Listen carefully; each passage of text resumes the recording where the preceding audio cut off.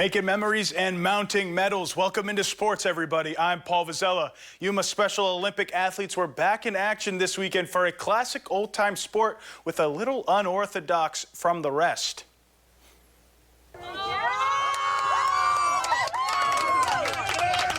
Athletes rolled out to Pacific Avenue Athletic Complex to put their skills to the test in a bocce tournament. Teams comprised of 3 athletes competed against each other with gold and silver on the line. By participating in the event, every athlete qualifies for the statewide bocce tournament in Surprise, Arizona later this month, something that the athletes don't take for granted. It's very important to them. It's one of the highlights of their year. Some of them don't go to other sports in Special Olympics, so some of this will be their annual trip together as a Special Olympic athlete. To make the event an even greater experience for competitors, Yuma Special Olympics was joined by volunteers from Kofa High School's ROTC program, a deed all parties involved take pleasure in. They are such a blessing to the team. They're always here to volunteer to take score and to just be part of our community. It's actually great. It's actually more of an honor for me to come out here and help. Even with competition being stiff, athlete David Gross says coming out on top is not the reason for participating. I don't come out here for the medals. I come out here to have fun and enjoy having fun with my friends and everything. At the end of it all, everyone made memories. Athletes added hardware to their trophy case and booked a trip to Surprise for the Arizona Fall Games on October 24th and 25th. Reporting in Yuma, I'm Paul Vizella, KYMA Sports. Congratulations to all athletes that competed at the bocce tournament this weekend, and good luck in Surprise. To the pro teams, the Cardinals and Chargers were back in action, both looking to bounce back from tough losses last week. Let's see how they did. The Cardinals played host to the winless Tennessee Titans this afternoon.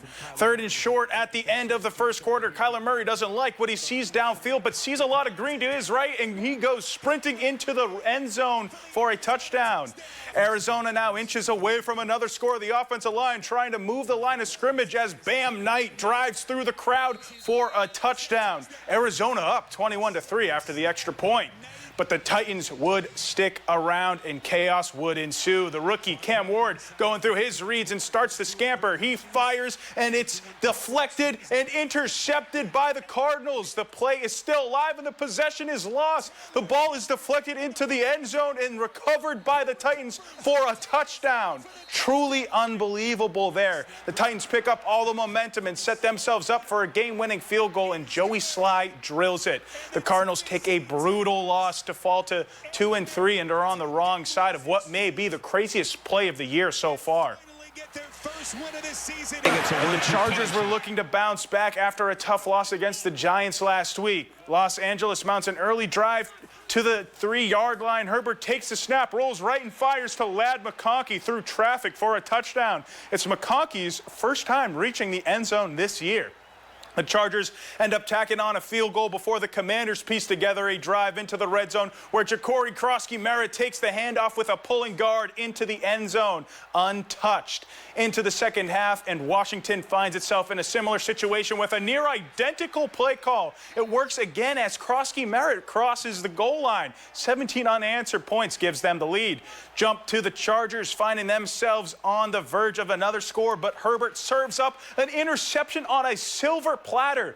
Christmas comes early for Mikey Sanders still in the Washington defense. Commanders with a chance to put the game on ice here, and Daniels dropping back, looking for someone to find, and he would throw it up to Deebo Samuel for a score. The Chargers fail to score after the first quarter to drop the game 27-10 and move to 3-2 on the season. And as we continue to go forward in sports, the Phoenix Mercury were in the WNBA Finals for Game 2 action today as they took on the Las Vegas Aces.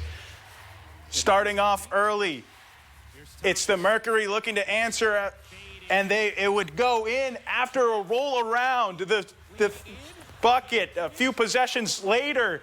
It's the Aces getting the rebound, and Chelsea Gray would score the basket to cap off a 10-0 run. Here it's Monica Koa-Makani to Thomas with a little pump fake and a basket on the pick and roll.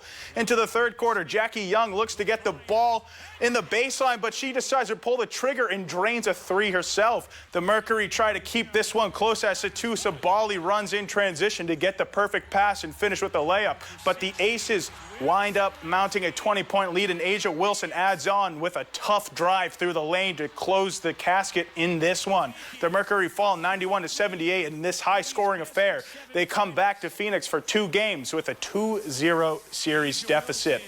With that being said, that's all the time we have in sports.